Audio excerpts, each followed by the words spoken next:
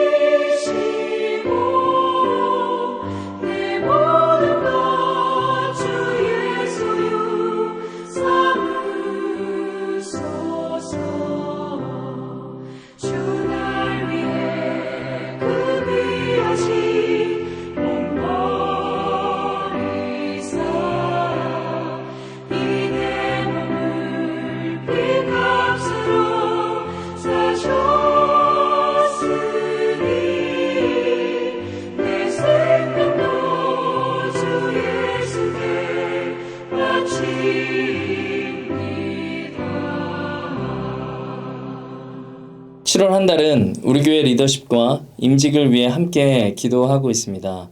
선출되는 임직자들을 믿음으로 무장시켜 주시고 분별력과 기도의 능력을 주시도록 우리 시간에 각자의 자리에서 다 같이 함께 기도하도록 하겠습니다. 기도하시겠습니다. 사랑과 은혜가 풍성하신 하나님, 오늘 이 새벽에 우리 교회를 위해 기도하게 하시니 감사합니다. 이 시간 선출될 임직자들을 위해 기도합니다. 이들에게 강한 믿음을 허락하시고 영적 분별력을 더하셔서 교회와 각자의 자리에서 필요한 역할 잘 감당하게 하여 주시옵소서. 이를 위해 온 교회가 합심으로 이들을 위해 기도하게 하시고 아름다운 가정과 또 결과가 있도록 하나님께서 처음부터 마지막까지 세세하게 인도하여 주시옵소서. 이제 하나님 주시는 말씀을 듣기 원합니다. 말씀에 귀 기울이는 우리 모든 이들에게 하나님의 세미한 음성과 분명한 뜻을 들려주시고 그 말씀 앞에 엎드려 결단하고 순종하는 마음 허락하여 주시옵소서. 감사드립니다. 예수님의 이름으로 기도드립니다. 아멘. 네, 오늘 우리에게 주시는 말씀은 로마서 4장 1절에서 12절까지의 말씀입니다. 우리 한 목소리로 읽겠습니다. 그런즉 육신으로 우리 조상인 아브라함이 무엇을 얻었다 하리요? 만일 아브라함이 행위로서 의롭다 하심을 받았으면 자랑할 것이 있으려니와 하나님 앞에서는 없느니라. 성경이 무엇을 말하느냐? 아브라함이 하나님을 믿음에 그것이 그에게 의로 여겨진 바 되었느니라.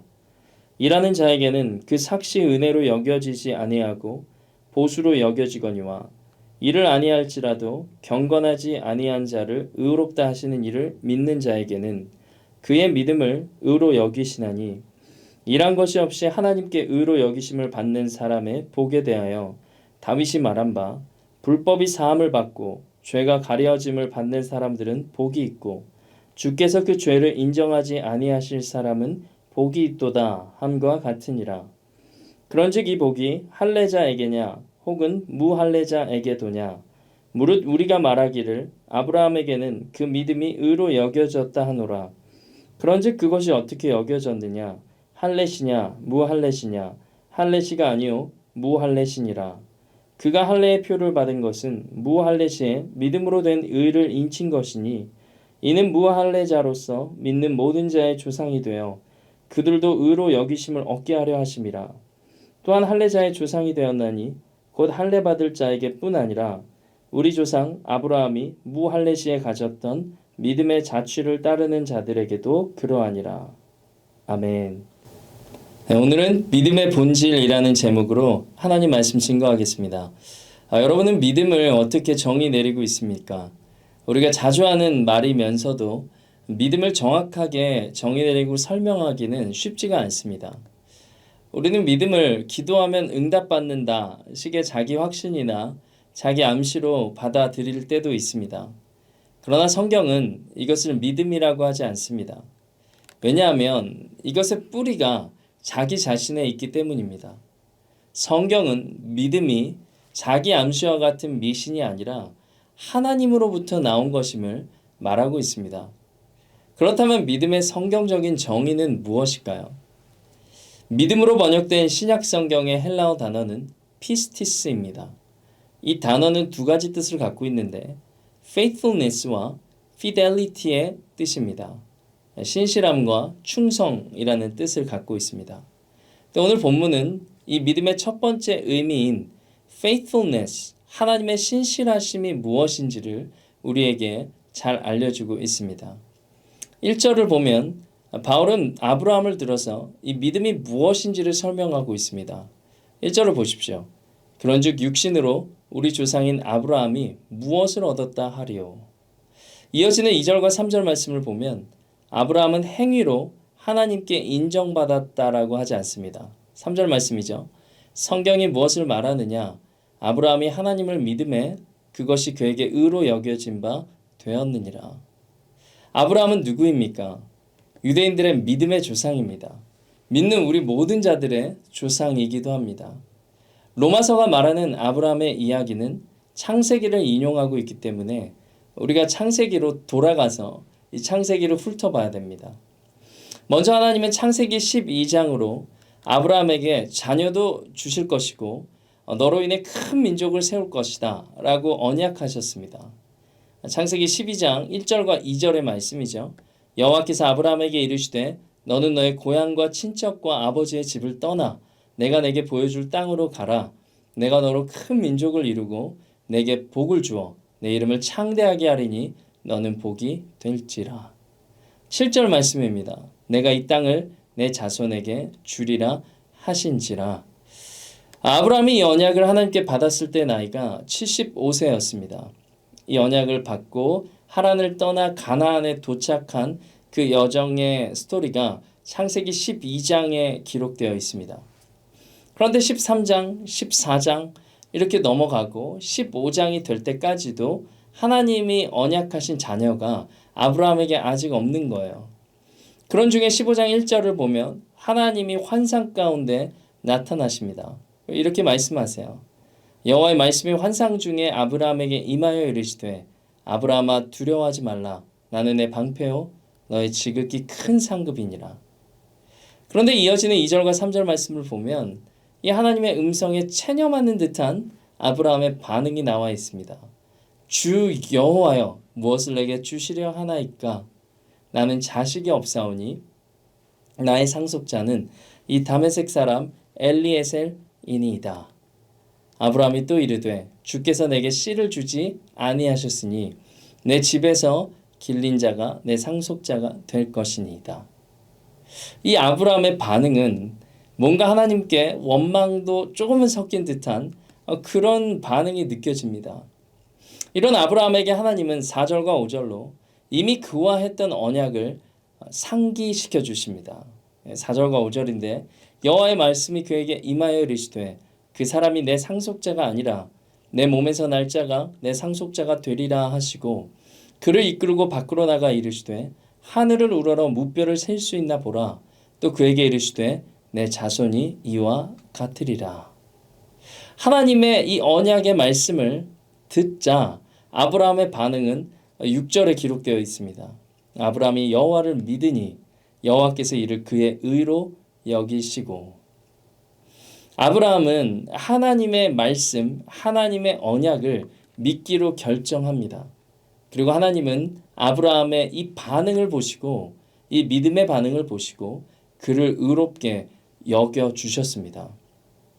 우리는 아브라함이 이렇게 믿었다라고 한 그 사실, 그리고 아직 이루어지지 않은 먼 미래의 일을 믿기로 결정한 아브라함을 보고 와, 그의 믿음이 크다라고 생각할 수 있습니다. 그러나 이것을 거꾸로 생각해 보면 하나님의 편에서 우리가 생각해 볼 필요가 있습니다. 아브라함이 먼저 하나님을 찾았나요? 그렇지 않습니다. 하나님께서 아브라함을 먼저 찾아주셨습니다. 그리고 아브라함이 하나님과 언약을 맺읍시다라고 말하지 않았습니다. 하나님이 아브라함과 언약을 먼저 세우셨습니다. 그리고 하나님은 이전에 세우셨던 언약을 아브라함에게 기억나게 하시면서까지 아브라함이 그 언약을, 그리고 그 언약을 세우신 하나님을 믿도록 하셨습니다. 아브라함이 가졌던 믿음조차도 실제는 하나님께서 만들어가고 계셨다는 것을 우리는 말씀을 통해 깨달아야 됩니다. 믿음이라는 건 하나님의 편에서 하나님의 신실하심, faithfulness가 전제라는 것을 이 말씀은 우리에게 알려주고 계시는 거예요. 그래서 바울은 오늘 본문 4장 4절과 5절로 이렇게 설명합니다. 일하는 자에게는 그 삭시 은혜로 여겨지지 아니하고 보수로 여겨지거니와 일을 아니할지라도 경건하지 아니한 자를 의롭다 하시는 일을 믿는 자에게는 그의 믿음을 의로 여기시나니. 우리가 회사에서 일하고 받는 월급은 당연한 권리입니다. 그것은 선물이 될 수가 없습니다. 그러나 일하지 않고도 돈을 받으면 그것은 은혜입니다. 오늘 말씀은 우리가 믿는다는 것조차도 하나님 앞에서는 내세울 공로가 아니라는 것을 알려주고 있습니다. 하나님의 신실하심이 우선이 되어서 우리로 믿음을 택하게끔 하신 은혜라는 것을 기억하라고 말씀하시는 거예요. 그래서 바울은 10절로 이렇게 덧붙입니다. 그런즉 그것이 어떻게 여겨졌느냐? 할례시냐? 무할례시냐? 할례시가 아니요 무할례시니라. 앞서 살핀 창세기 15장에서 아브라함이 믿었다고 할 때 그 믿음은 아브라함이 할례를 받기 이전입니다.